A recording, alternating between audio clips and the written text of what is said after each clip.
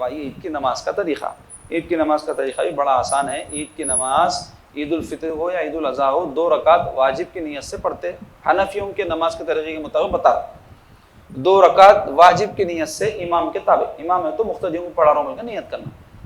اللہ اکبر کہہ کر امام کے ساتھ ہاتھ باندھ لینا، باندھتے ہی ثنا پڑھنا، سبحانک اللہم و بحمدک جو پڑھتے نا، پڑھنے کے بعد میں پہلی رکعت میں 3 تکبیرات عید کے اضافہ ہیں، اللہ اکبر ایک وقت کہہ کے ہاتھ چھوڑ دینا، اللہ اکبر دوسری وقت کہہ کے ہاتھ چھوڑ دینا، اللہ اکبر تیسری وقت کہہ کے ہاتھ باندھ لینا۔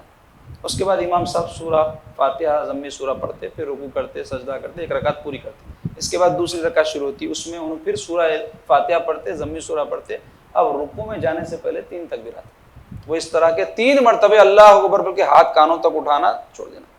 چوتھی مرتبے اللہ اکبر کہہ کے رکوع میں جانا۔ اچھا سمجھ لو،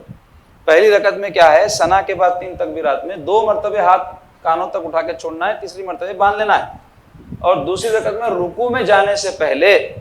3 مرتبے تکبیرات کانوں تک ہاتھ اٹھا کے چھوڑ کے چوتھی تکبیر میں اللہ اکبر بولتے ہوئے رکوع میں جانا ہے۔ یہ فرق یاد رکھو، باقی نماز سیم ہے۔ نماز ہو جانے کے بعد میں خطبہ ہے جو سنت موقدہ ہے، کوئی ایسی نماز عید کی نہیں ہوئی جس میں سرکار خطبہ نہیں دیے بلکہ، تو وہ